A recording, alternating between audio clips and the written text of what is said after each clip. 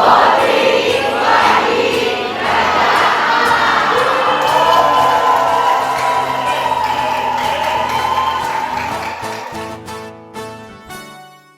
teman-teman, selamat siang. Sudah makan siang semuanya? Ya, udah kenyang berarti ya. Kapselnya gimana tadi? Teman-teman, aku boleh dengar gak pendapat teman-teman tentang melayani Tuhan tuh kayak gimana? Cukup satu kata aja. Nanti boleh yang sebelah kanan sebutkan dan yang sebelah kiri sebutkan. Melayani Tuhan tuh rasanya gimana sih? Bless. Indah. Seru. Indah. Ada lagi? Menyenangkan. Sudah cinta, oke? Menantang. Apa? Menantang, tenang. Menantang, oke. Menantang dengan berita Injil ya. Puji Tuhan gak ada yang ngerasa lelah, berat gitu ya. Setelah kapsel tadi dibukakan, korum itu ngapain, acara itu ngapain, si kakak itu ngapain. Puji Tuhan berarti teman-teman, adik-adik peserta, mahasiswa merasa terberkati oleh sesi dan kapsel yang ada. Sebelum kita memasuki sesi terakhir kita, ibadah pengutusan, teman-teman dipersilakan untuk mengambil waktu teduh secara pribadi.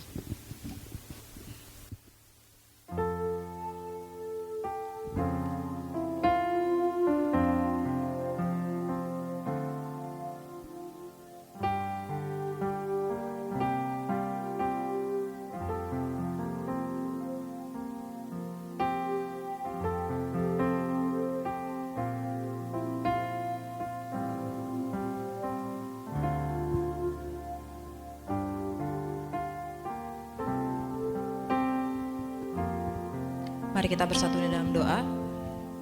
Allah Bapa kami yang bertahta di dalam kerajaan surga, kami mengucap syukur Tuhan boleh masih menyertai kami hingga menuju ibadah pengutusan pada hari terakhir kami di Wisma Kinasih. Ya Bapa, kami berdoa kiranya Tuhan boleh berkati ibadah pengutusan ini dari awal hingga akhir. Bantu kami setiap para mahasiswa yang akan melayani di dalam Pautri, di dalam Trisakti nantinya untuk boleh melihat mendapatkan, menerima beban yang Tuhan berikan. Kiranya Tuhan boleh murnikan hati kami terlebih dahulu setiap para pelayan agar kiranya kami boleh memiliki motivasi yang benar di hadapan Tuhan di dalam pelayanan kami, dan kami juga boleh membagikan apa yang boleh kami nikmati di dalam momen 3 hari CP ini kepada orang-orang yang kami layani nanti.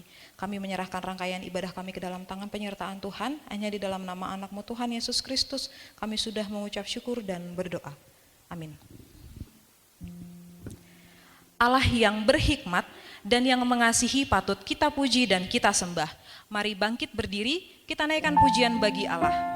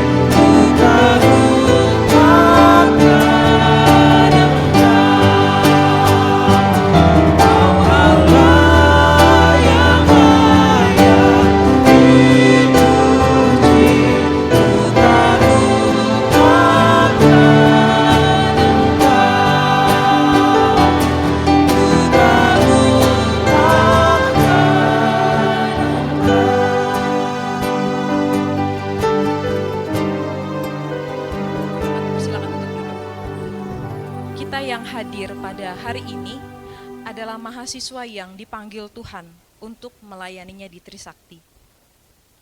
Namun, sudahkah kita menjadi pelayan yang serupa dengannya? Sudahkah kita menjadi mahasiswa dan mahasiswi yang menyatakan kasih-Nya? Mari merenungkan hal tersebut sambil menyanyikan lagu Siapakah Diri Hamba.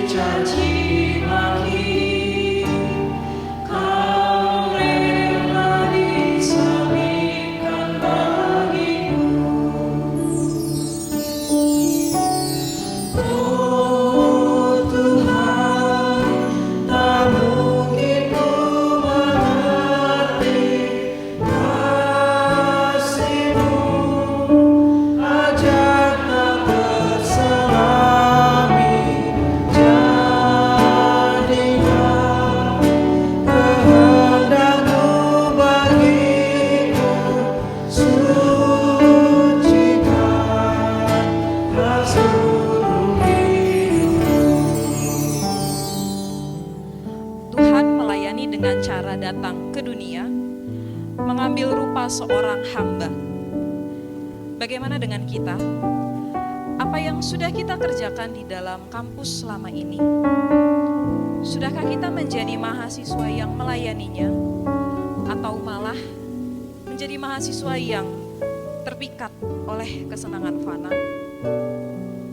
Sebelum memasuki firman, teman-teman dipersilakan untuk mengambil waktu berdoa secara pribadi, mengaku dosa padanya.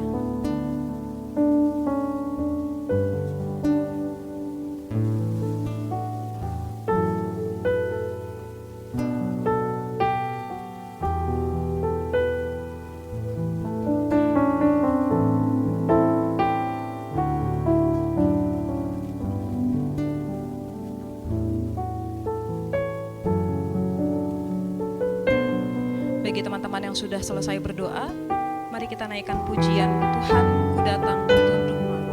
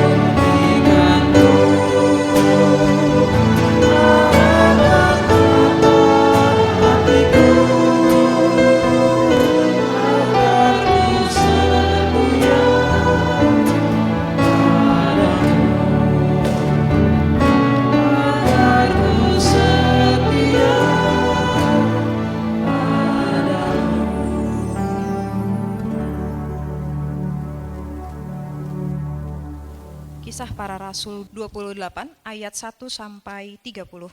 Paulus di Malta. Setelah tiba dengan selamat di pantai, barulah kami tahu bahwa daratan itu adalah Pulau Malta. Penduduk asli pulau itu sangat ramah terhadap kami.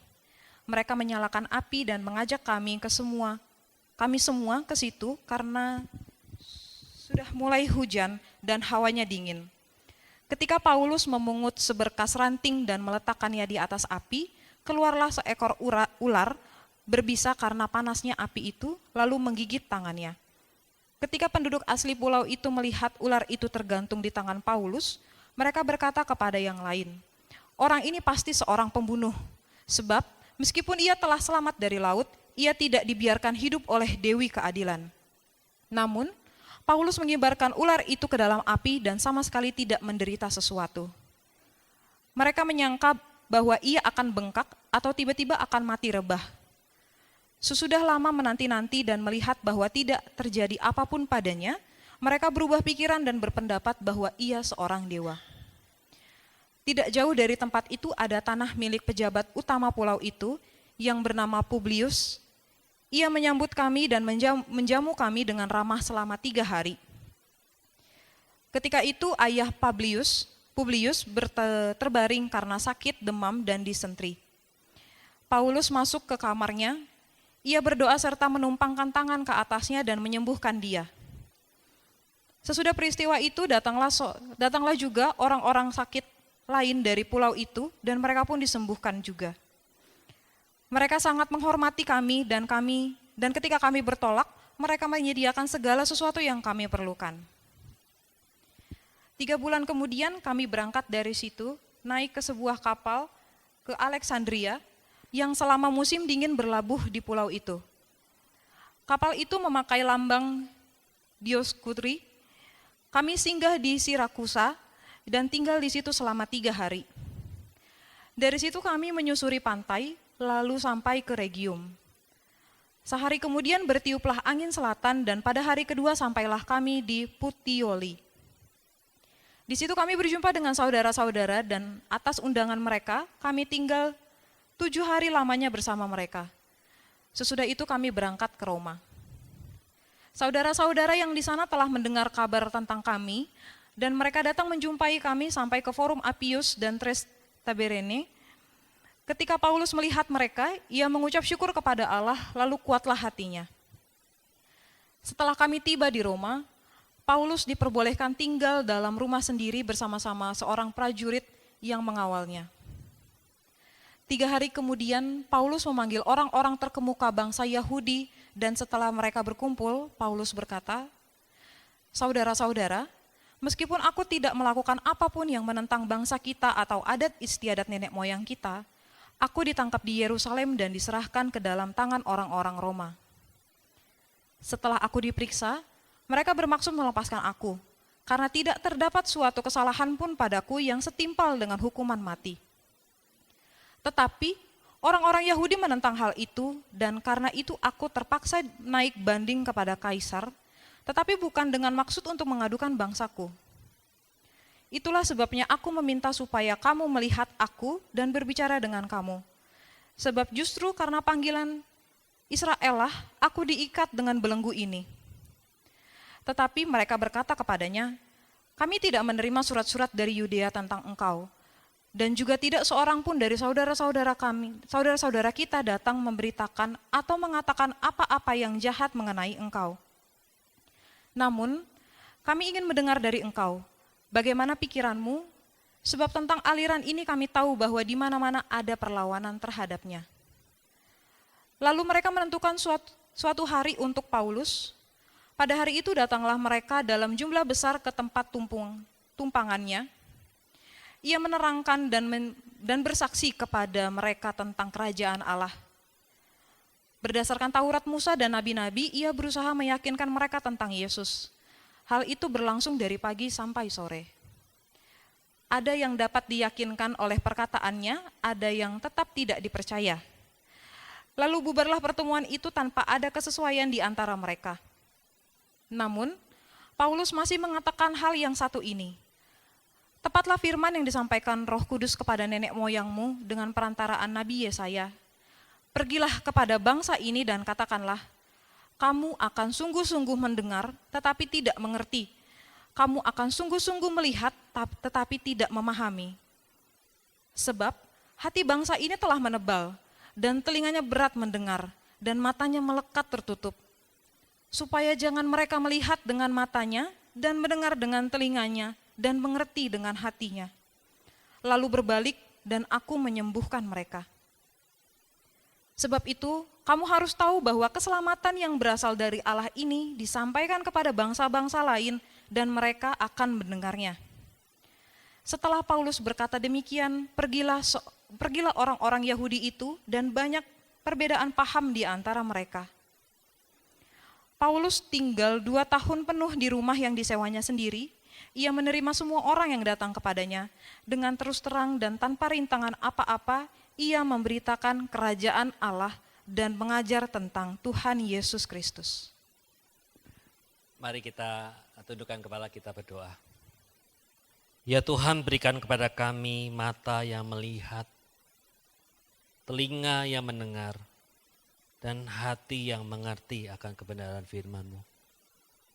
Tolong kami Tuhan, sehingga Tuhan boleh beracara dalam ibadah penutup di camp pembinaan ke-11 ini.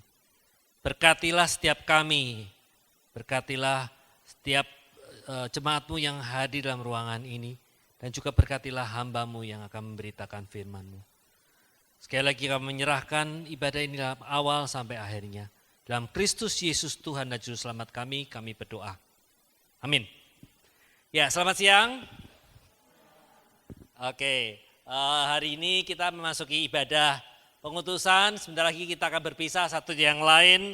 Saya akan menutup kisah para rasul, ya, dengan tadi sudah dibacakan. Terima kasih, kisah rasul pasal yang ke-28.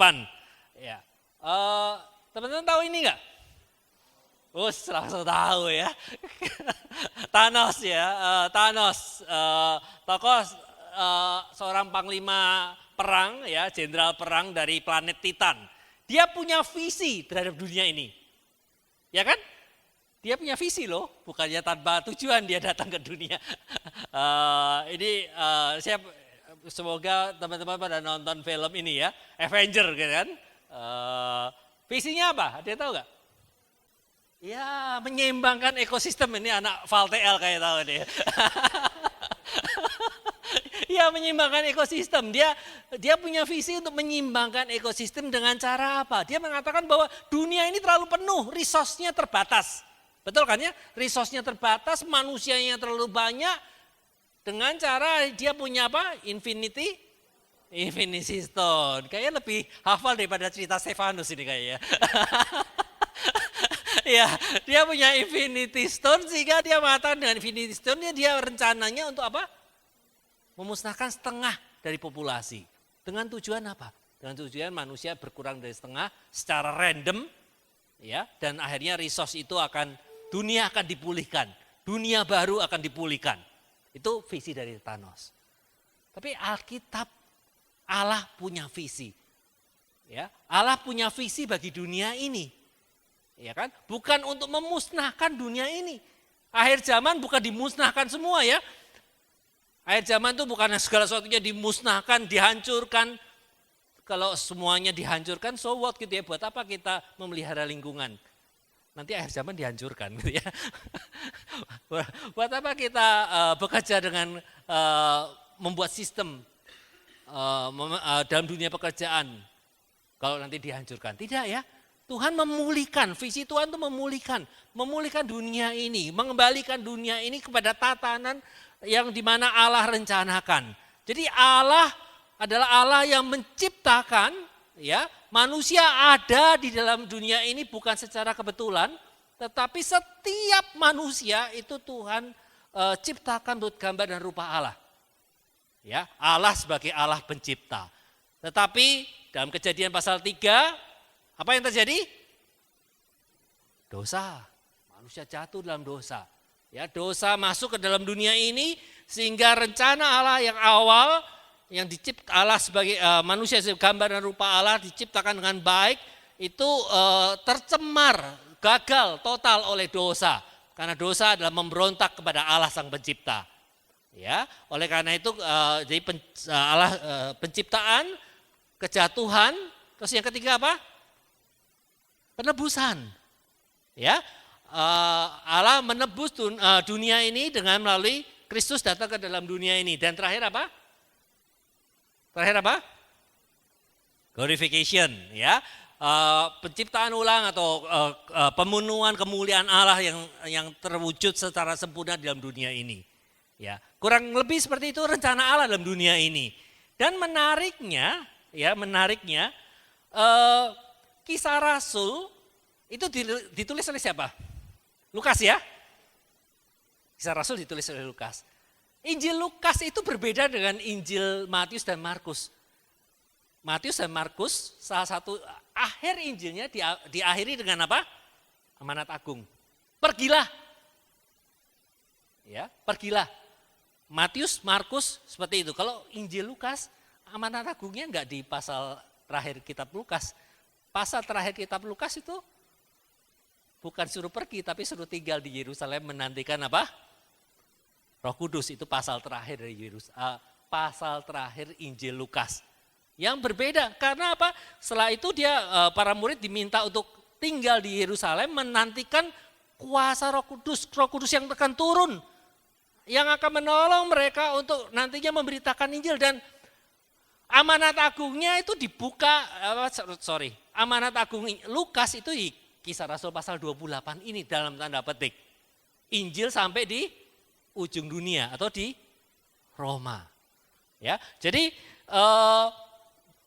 dan kalau Injil Lukas, ya Injil Lukas itu diawali, kalau tadi yang kedua kan, yang pertama tadi Allah itu menciptakan, terus manusia jatuh dalam dosa, terus Allah adalah Allah yang menebus.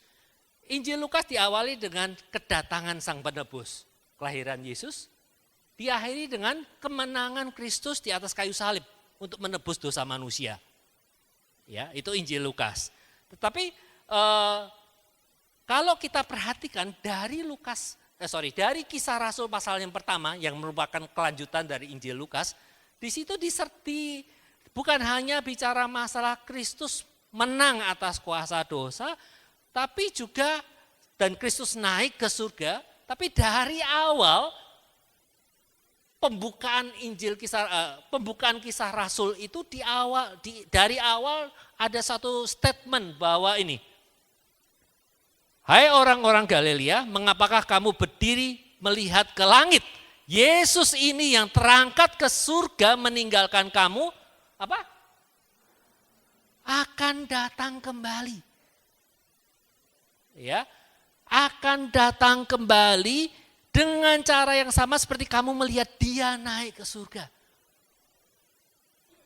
Ya, jadi awal mula atau preambula pembukaan Kisah para Rasul itu statementnya jelas bahwa Yesus itu bukan hanya dia menang sebagai atas kuasa dosa sebagai penebus manusia, ya, tetapi Yesus yang menang mengalahkan dosa dan menjadi raja itu akan datang kembali. Akan datang kembali. Dan kedatangan Kristus kedua kali itulah akhir dari cerita Allah dari dunia ini ya. Tadi penciptaan, kejatuhan, penebusan dan glorification. Kedatangan Kristus yang kedua kali untuk Allah memulihkan segala sesuatunya.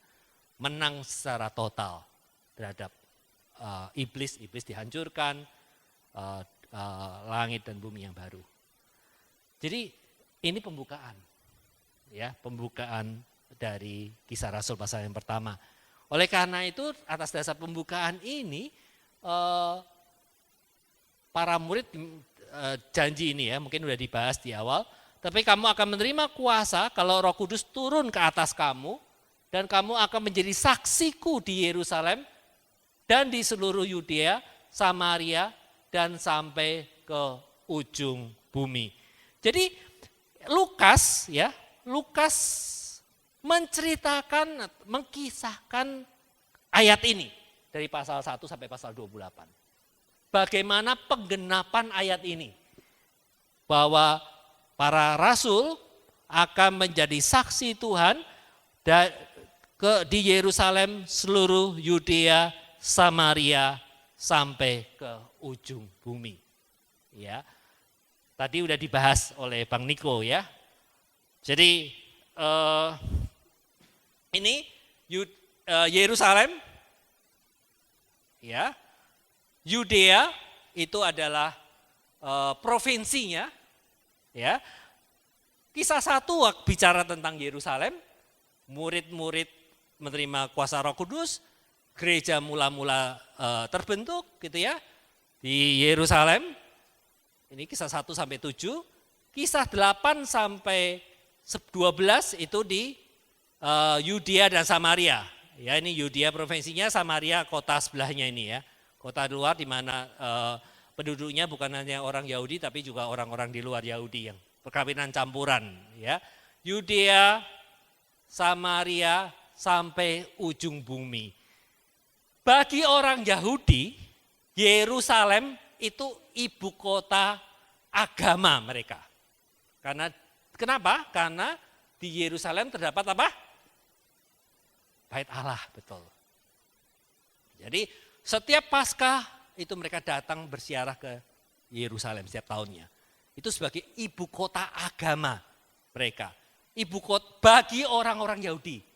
Tapi bukan bagi orang tapi bagi orang non-Yahudi bukan Yerusalem jadi ibu kota.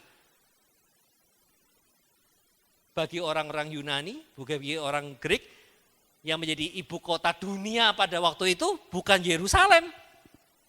Yerusalem itu adalah tanah jajahan mereka. Mereka dikuasai bertahun-tahun sebelum perjanjian baru Israel, wilayah ini, ya, wilayah di bawah ini, itu adalah wilayah jajahan dari kerajaan Romawi. Makanya ada Raja Herodes gitu-gitu ya. Itu semua wilayah jajahan kerajaan Romawi. Oleh karena itu banyak penafsir yang mengatakan bahwa ujung dunia yang dimaksud itu adalah bagaimana Injil bukan hanya menjangkau pusat orang Yahudi, tapi juga pusat pemerintahan dunia pada waktu itu. Bayangin ya, jadi ini bayangin ini wilayah kerajaan Roma. Tahun 60 ini yang hijau ini. Yang hijaunya agak ini tahun 60. Terus sampai tahun 115.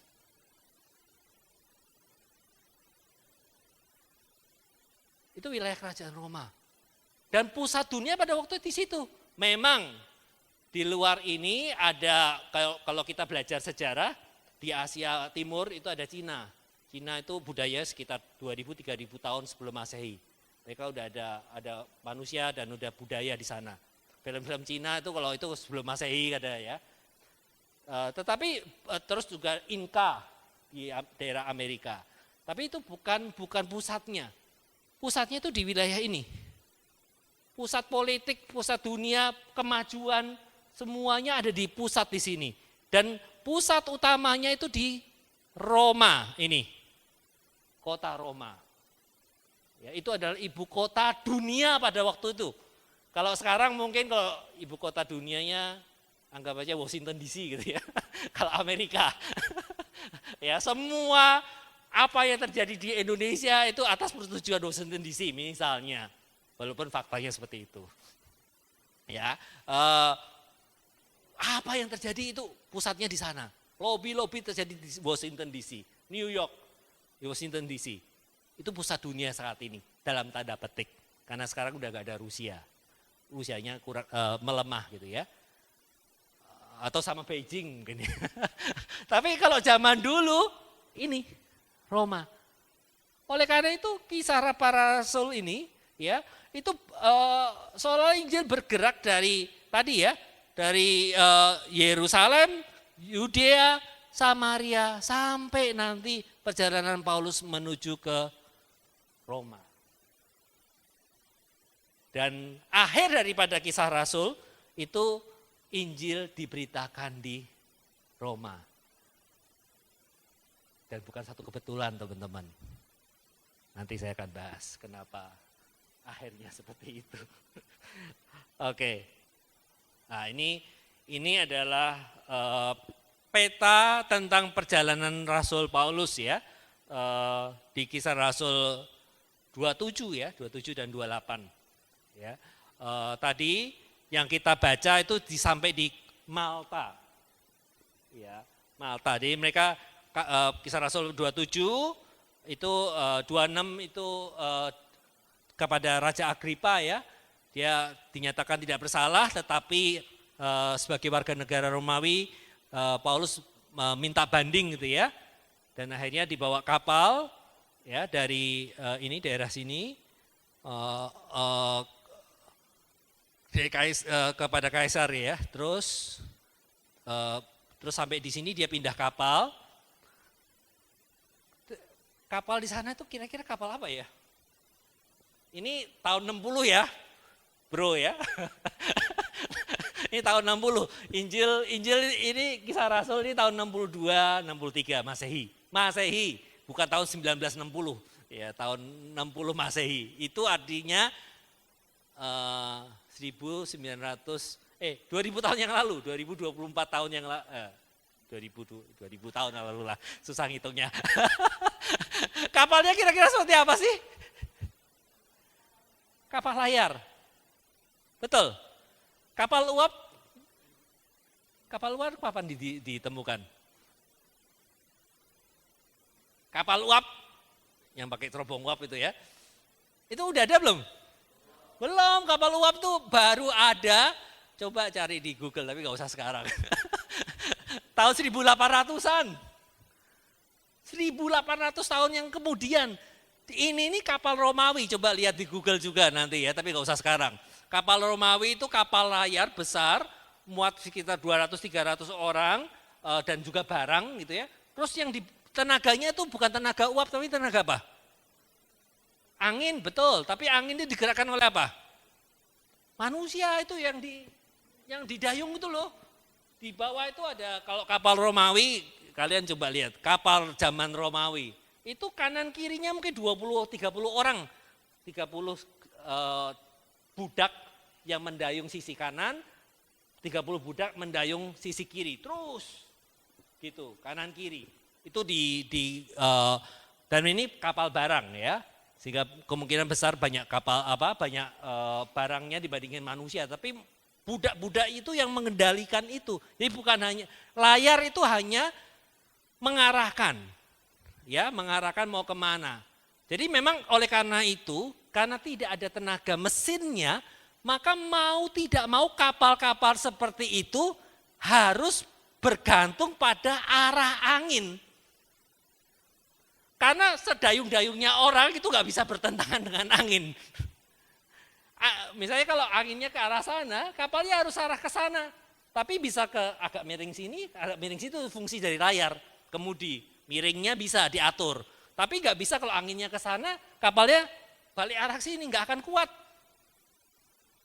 Ya, makanya sampai Paulus berhenti berkali-kali, kapal itu juga nantinya hampir karam, ya, sampai di sini ya, daerah sini, ini lautan luas memang, ya, lautan luas, sehingga kapal itu sampai hampir karam, terus naik sekoci masuk ke Pulau Malta.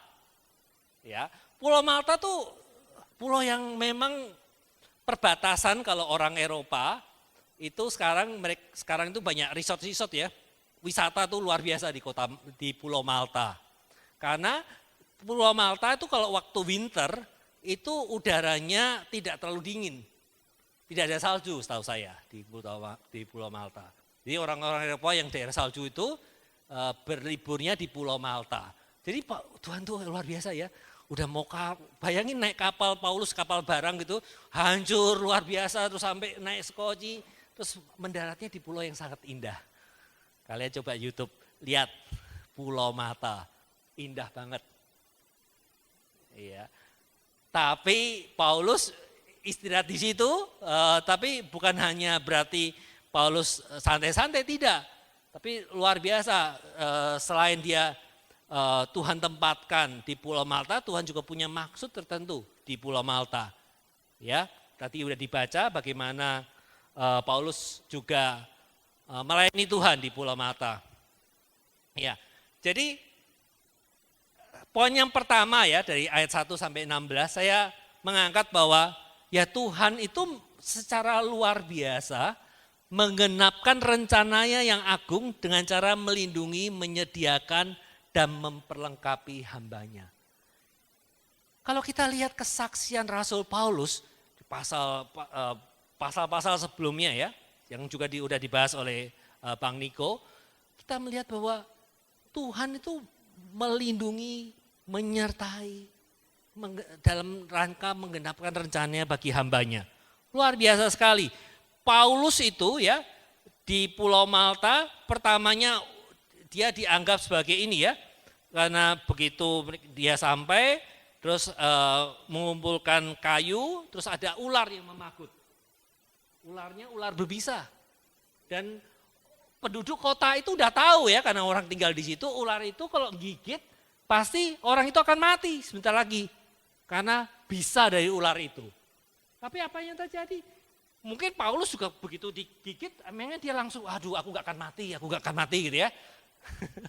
Kan gak gitu juga kan ya, Paulus juga kaget pasti gitu ya, dia kebaskan gitu ya, tapi memang gak dicatat dalam Alkitab, tapi apakah Paulus gak bisa mati pada waktu itu? Ya bisa-bisa aja. Iya, karena orang juga udah panik mungkin ya, dia digigit ular gitu ya. Tapi luar biasa sekali Tuhan melindungi sehingga dia tidak mati, bahkan setelah peristiwa itu dianggap sebagai apa? Dewa, utusan dewa. Luar biasa kan ya?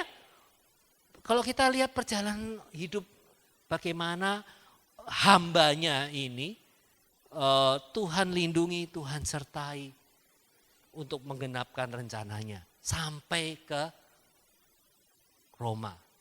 Ya, jadi itu di Malta. Jadi Allah itu mendatangkan kebaikan. Ya, Allah mendatangkan kebaikan. Orang pikir mungkin dipikir Paulus ini dianggap sebagai tadi ya, orang yang apes ya, udah capek-capek datang terus digigit ular, mati gitu ya, tapi enggak. Tapi Tuhan punya rencana yang lain. Dia awal juga narapidana gitu ya, orang yang di naik banding gitu ya ke Roma gitu ya, tapi Tuhan punya rencana yang lain ya, sehingga ada satu kalimat yang sering saya pegang gitu ya, bahwa ya Tuhan tuh menebus kita apa adanya, ya kan? Dia tidak menghitung seberapa cakep kita atau seberapa baik kita, seberapa kompeten kita, ya seberapa mampu kita, tidak kan? Tuhan menebus kita, memakai kita tuh ya apa adanya. Tetapi Tuhan nggak mau kita seadanya.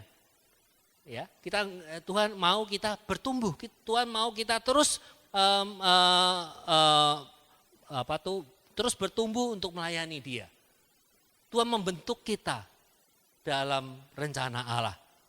Trisakti ya, ini luar biasa. Kalau kita kemarin dah dari alumni ya, kalian udah dengar sendiri. Sejarahnya luar biasa sekali. Ya, bukan masalah alumni-alumninya, tetapi bagaimana Tuhan mengasihi kampus Trisakti. Ya, yang kami tekankan itu ya, bagaimana Tuhan itu mengasihi kampus ini. Bagaimana Tuhan itu dari tahun ke tahun, Dia mengutus orang demi orang untuk melayani di kampus Trisakti. 50 tahun, dari 72 sampai sekarang. Ya, kampus Trisakti Tuhan pakai, menghasilkan banyak orang, menghasilkan murid-murid Tuhan yang tadi kemarin diangkat ya, orang-orang yang mengasihi Tuhan apa dengan segalanya dan membenci dosa dengan segalanya. Jadi luar biasa sekali.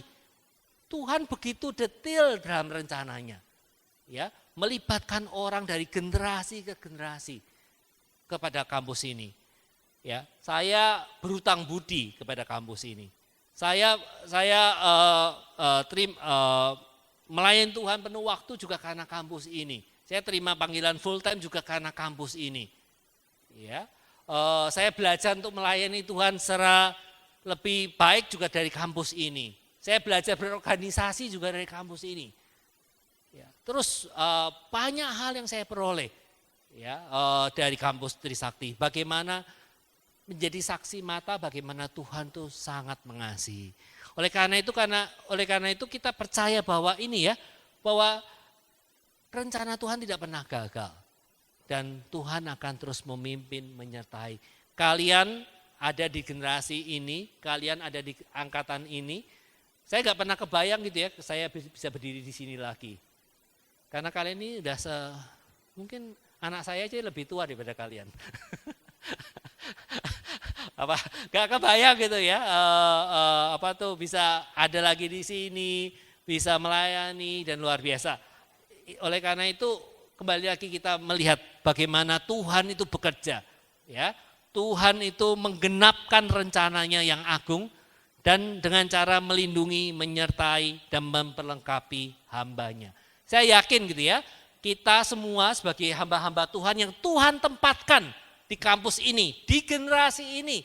Kalian sebagai pengurus, sebagai acara, sebagai seksi kelompok kecil, sebagai korum, sebagai alumni juga, ya, kita yang Tuhan tempatkan di sini adalah kita yang juga Tuhan boleh terus perlengkapi, Tuhan sertai, Tuhan pimpin, empower ya, Tuhan berdayakan kita untuk terus menjadi hambanya di kampus yang Tuhan cintai ini, yaitu kampus Trisakti.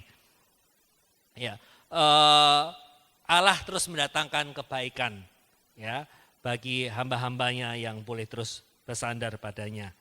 Terus yang kedua, ini di ayat 17 sampai ayat 31 saya mengangkat bahwa Tuhan tuh menggenapkan rencananya melalui hambanya yang setia dan taat untuk memberitakan Injil ke semua orang. Ya, itu di ayat 17 sampai ayat yang ke-31. Rasul Paulus adalah seorang hamba Tuhan yang seumur hidupnya, ada satu kalimat yang saya suka juga sejak dulu di kampus. Kalau sering pembicara saya dengar, saya ingat sering mengangkat ayat ini gitu ya. Kisah para Rasul 26 ayat 19. Kita baca sama-sama yuk. 1, 2, 3.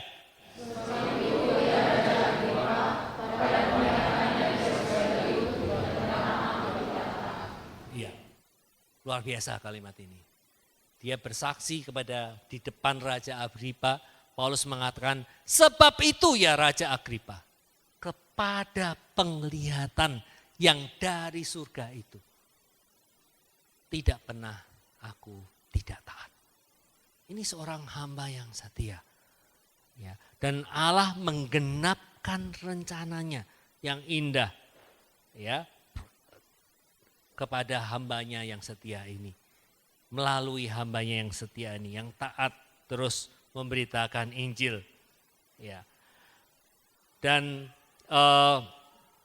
di ayat 30 sampai ayat 31, Paulus itu tinggal ya 2 tahun penuh di rumah yang disewanya sendiri itu, dan ia menerima semua orang datang kepadanya dengan terus terang dan tanpa rintangan apa-apa ia memberitakan kerajaan Allah dan mengajar tentang Tuhan Yesus Kristus. Ya, dan akhirnya Paulus ada di dalam rumah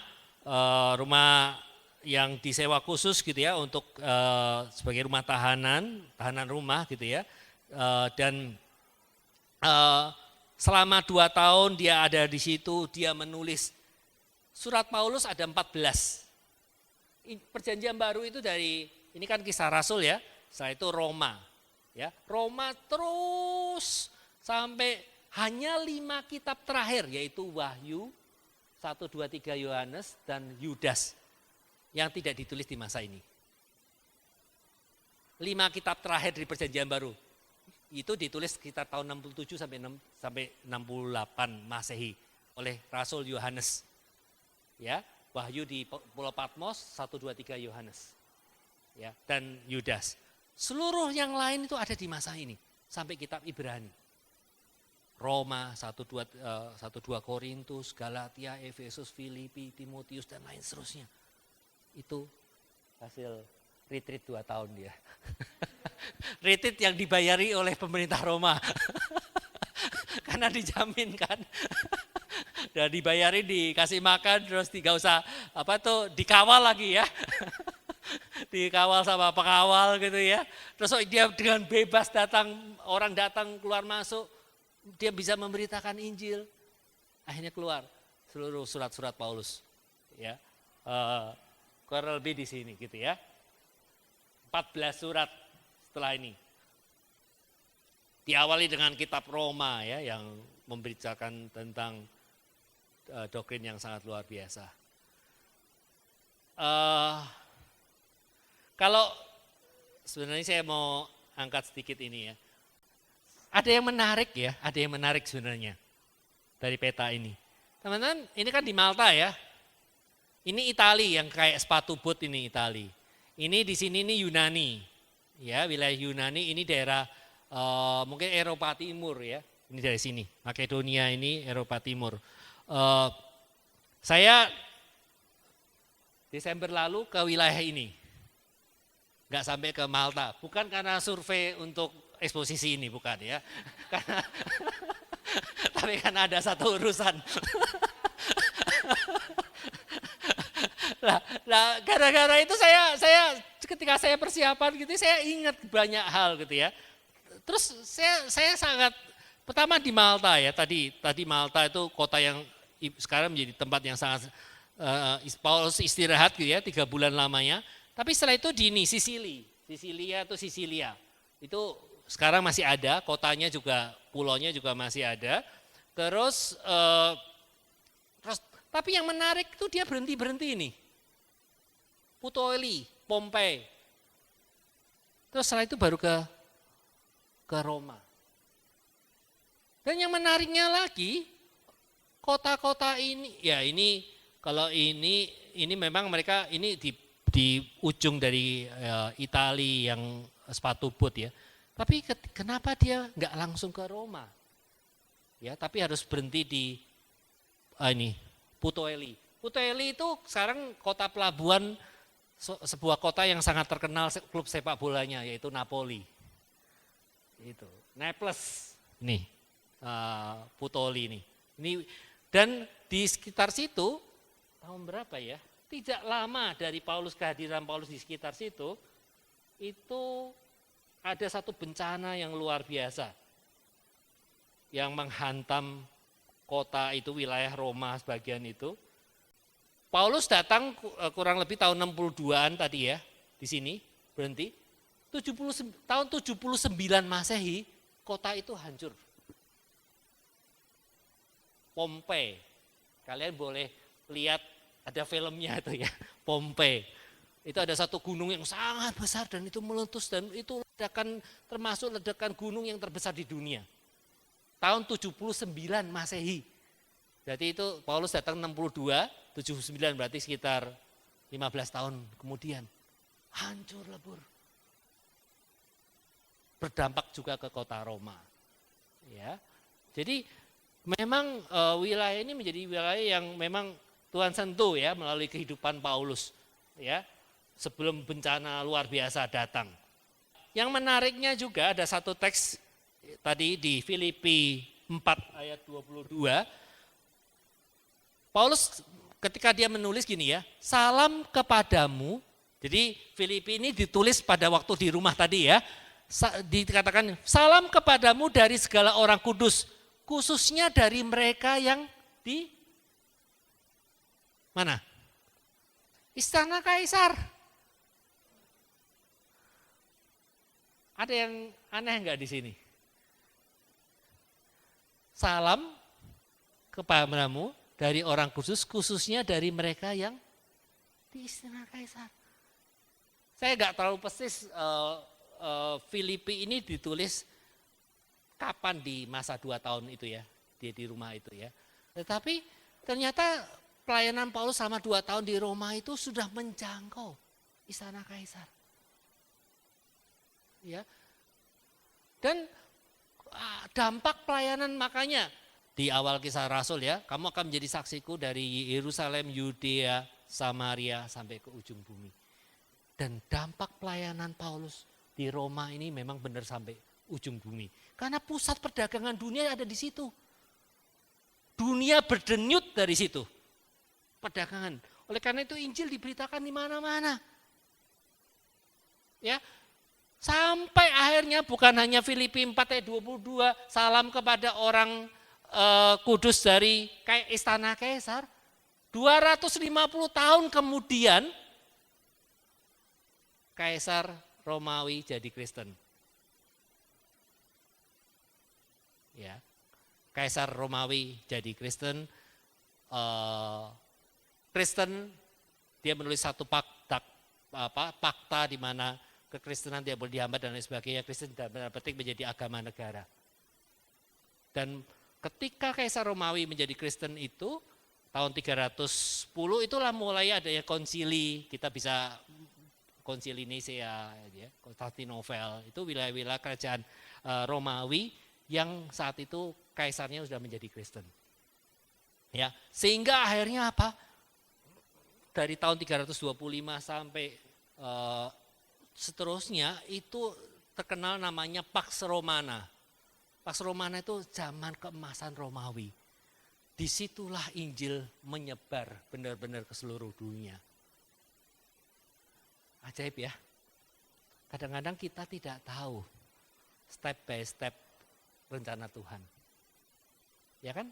Kadang-kadang teman-teman mungkin di Poultry saat ini yang jadi pengurus, kita nggak tahu ngapain sih capek-capek ngajain anak kelompok kecil udah bandel nggak pernah ikut. Terus tadi kayak kita tadi ada yang nyebut korum yang kita itu seperti pengemis gitu ya. Yang ngajak-ngajak mereka gitu ya. Tapi kita nggak akan tahu kok rencana Tuhan. Kita nggak akan tahu. Saya udah cerita 20 tahun kemudian ada SMS ke saya, WA ke saya, Bang terima kasih dulu diajak ke Poultry baru sekarang ini saya bertobat Bang. Tapi bertobatnya lama banget gitu ya. Udah mau tua udah ya, udah bertobat. 40 tahun, 45 tahun baru bertobat. Tapi itu pun juga kita nggak tahu kok. Kita benar-benar kita nggak tahu. Yang kita tahu itu apa? Taat, step by step. Apa yang Tuhan percayakan kepada kita, kita taat, kita lakukan, kita kerjakan. Itu yang kita tahu. Ya, ketaatan itu. Ya, dan terakhir saya tutup dengan ini. Ini satu gereja di Vatikan, namanya Chapel, saya lupa namanya, tapi terkenal ya.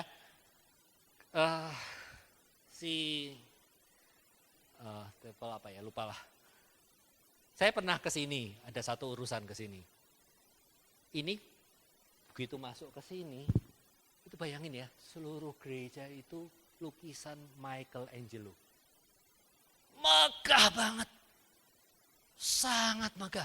Dan ini cerita tentang Alkitab, dari Kejadian sampai Wahyu. Dilukiskan dalam lukisan-lukisan sampai pojok-pojok dari gereja itu. Sangat megah. Ya, sangat megah sekali.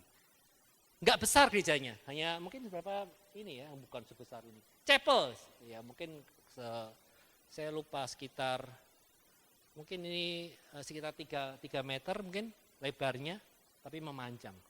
Tapi sudah perhatian, dari bawah sampai atas itu lukisan dari Michelangelo. Ada satu kisah. Suatu kali ketika dia sedang melukis di lukisan yang paling pojok, mungkin di ini ya, di daerah-daerah sini ini pojok ini ya. Ada seorang rekannya yang bertanya gini, "Hai Michael, ngapain kamu lukis sedetail itu di paling bagian yang paling pojok? Lukisan itu nanti akan ditaruh di paling pojok. Mungkin nggak ada orang yang akan lihat. Kalau orang lihat tuh harus naik tangga mungkin gitu ya, karena lukisannya di pojok. Nggak ada orang yang mau lihat, nggak ada. Ngapain kamu lukisnya dengan sungguh-sungguh, dengan detail sekali, dengan beri yang terbaik, padahal nggak ada yang orang lihat." Jawaban si Michelangelo, memang ketika lukisan itu nanti dipasang di pojok, tidak ada orang yang melihat, tapi Tuhan melihatnya. tapi Tuhan melihatnya. Saya dalam pelayanan kita seperti itu juga ya. Tuhan melihat kita. Tuhan memimpin, Tuhan melindungi. Tuhan menghibur kesedihan kita, kesepian kita, ketakutan kita mungkin karena kita tidak pengalaman melayani. Tuhan hadir. Tuhan mengasihi kampus ini, Tuhan mengasihi saudara-saudara semua. Amin. Mari kita tundukkan kepala, kita sedikit refleksi. Ada 2 pertanyaan yang ingin teman-teman silahkan ambil bukunya, tulis jawaban atau refleksi dari 2 pertanyaan yang ingin saya sebutkan. Pertama, coba ini ibadah terakhir, jadi coba renungkan apa yang satu hal ya, 1 atau maksimal 2 hal yang paling yang Tuhan bicara kepada kalian, ya, yang Anda dapat selama retreat ini. Itu pertama dulu, ya. Apa yang paling utama, yang signifikan, yang benar-benar kalian diberkati atau Anda dapat melalui firman Tuhan, melalui PA, melalui interaksi dalam retreat ini. Itu pertanyaan pertama. Tulis 1 atau 2 hal aja. Hal yang paling utama. Tuhan berbicara apa dalam retreat ini? Boleh mungkin musik mengiringi. Saya berikan waktu untuk kita tuliskan, kita refleksi. Pikirkan apa yang paling utama, yang paling Anda ingat gitu ya.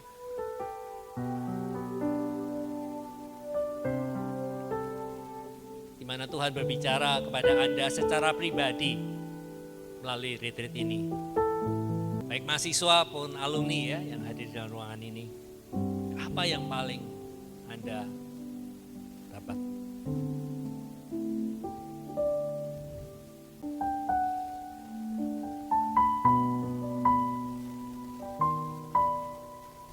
Hal yang kedua adalah, maukah teman-teman menuliskan komitmen teman-teman untuk terus-menerus memberitakan Injil Kerajaan Allah. Bagi mahasiswa tentunya di kampus Trisakti, ataupun bagi alumni nantinya di dunia kerja dimanapun Tuhan tempatkan.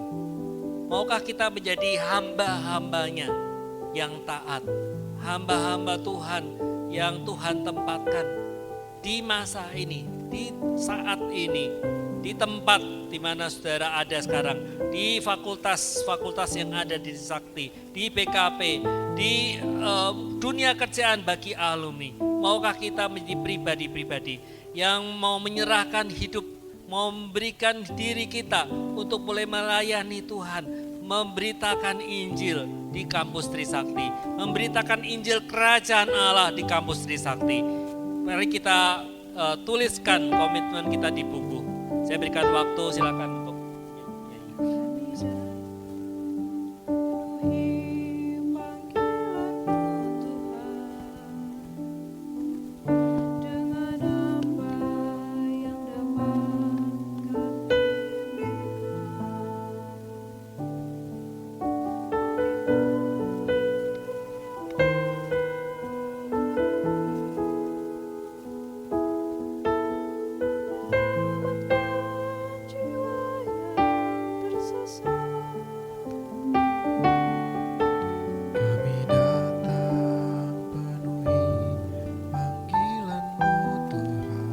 kita perhatikan dari Kisah Rasul pasal 28. Kisah Rasul pasal 28 ditutup dengan Paulus bukan sebagai orang yang bebas, tapi dalam tahanan rumah.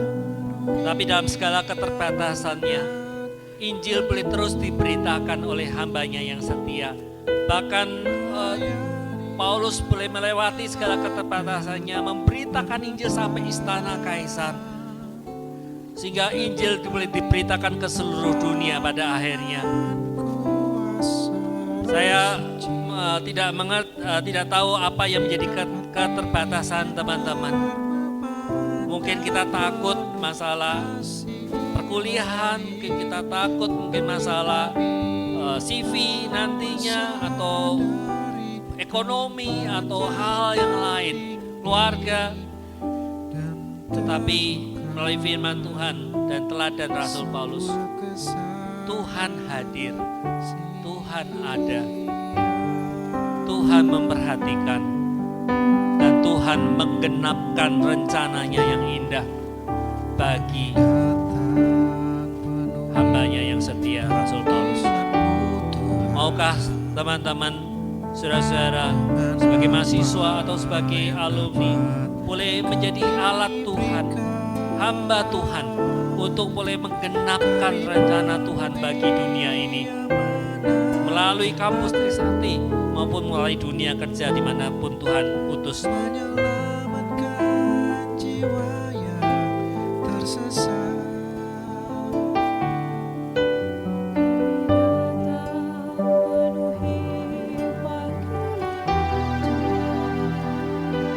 Bagi yang telah selesai menuliskan refleksi dan komitmennya, saya minta untuk maju ke depan satu persatu untuk menerima lilin sebagai lambang untuk pemberitaan Injil di kampus. Silakan, tidak perlu menunggu satu yang lain. Bagi yang sudah selesai tulis komitmennya, silakan maju ke depan gantian.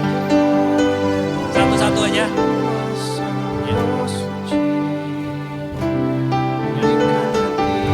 Kanan dan kiri boleh.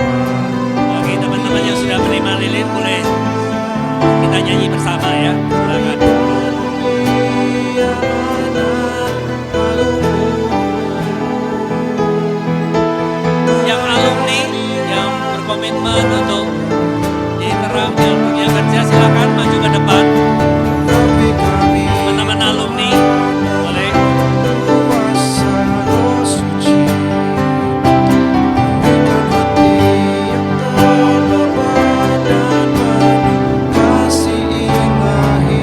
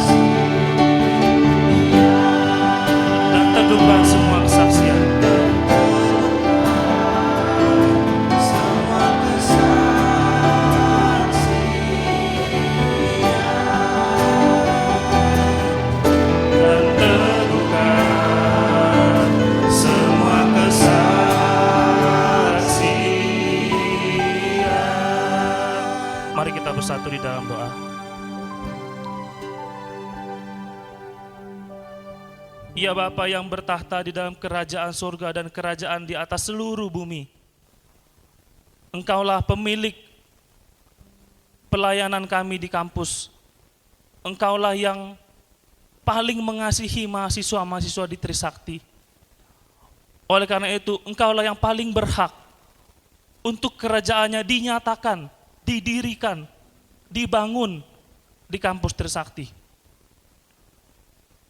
Kami hanyalah orang yang berdosa ya Tuhan, orang yang tidak layak. Tetapi kami sungguh bersyukur kalau Engkau yang besar itu, Engkau yang kudus itu, berkenan memakai kami ya Tuhan.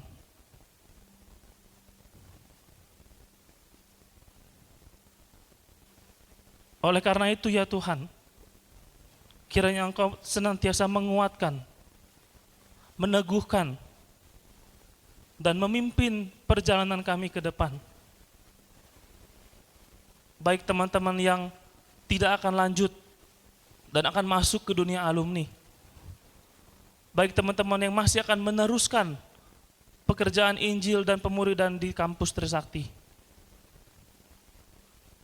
Maupun setiap kami, para alumni, yang akan terus bergumul, yang akan terus berjuang menghidupi visi alumni yang dewasa dalam Kristus di ladang kami masing-masing. Tuhan, kami sungguh bersyukur untuk kasih-Mu kepada Trisakti, sehingga Engkau mengaruniakan camp pembinaan yang ke-11 di tahun ini. Di tengah segala kekurangan-kekurangan yang ada ya Tuhan, kami sungguh berterima kasih kalau kami bisa menikmati pesta rohani, persekutuan, kebangunan di dalam 3 hari 2 malam ini. Dan saat ini ya Tuhan, kami sudah menyatakan di hadapan-Mu, yaitu setiap komitmen kami yang sudah kami tuliskan dan yang sudah kami nyatakan dengan simbol lilin ini ya Tuhan, sebagai bukti, sebagai tanda kami mau membawa terang, kami mau membawa Injil, dan kami mau dipimpin oleh Roh Kudus. Tuhan, kiranya ini bukan sekedar emosi belaka, kiranya ini bukan sekedar terbawa suasana, tapi biarlah apa yang kami rasakan, apa yang kami pikirkan selama 3 hari 2 malam ini, boleh sungguh-sungguh kami kerjakan di dalam perjalanan waktu yang ke depan. Terima kasih ya Tuhan, terima kasih. Terpujilah nama-Mu.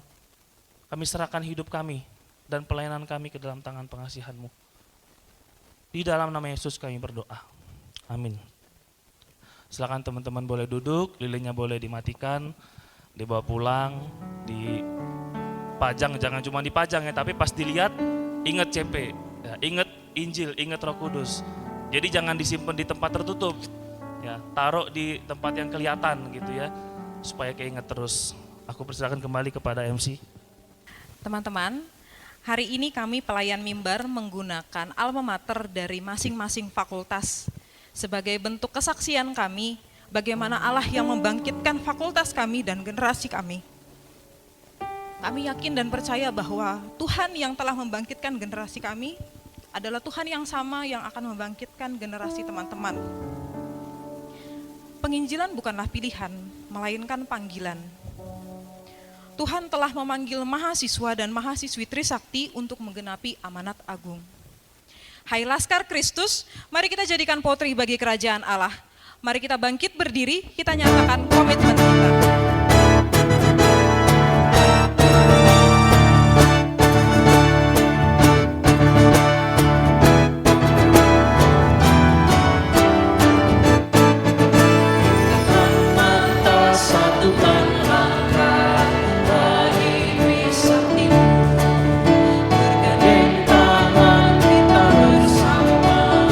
Demi kemuliaan-Mu, tinggalkan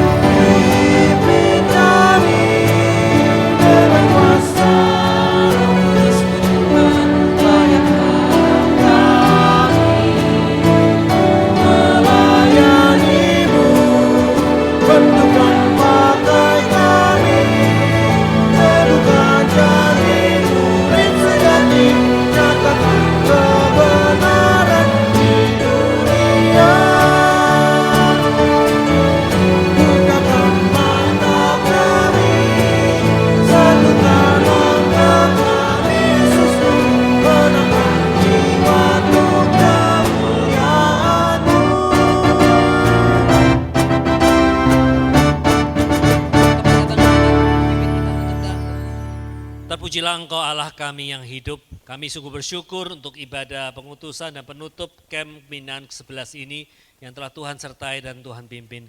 Kalau sebentar lagi kami akan berpisah satu yang lain, kiranya kasih setia dan karunia Tuhan boleh menyertai kami, menyertai langkah-langkah kami, menolong kami dan memimpin kami. Untuk kami boleh menjadi hamba-hamba-Mu yang melayani Tuhan sebagai pemberita-pemberita Injil di kampus Trisakti maupun juga di dunia kerja. Oleh karena itu Tuhan, kiranya kuasa daripada Allah yang Maha Tinggi boleh memimpin dan menyertai. Roh Kudus boleh memimpin dan menyertai kami dari awal, dari sekarang sampai Maranatha Tuhan Yesus datang kedua kalinya. Amin. Camp pembinaan 11.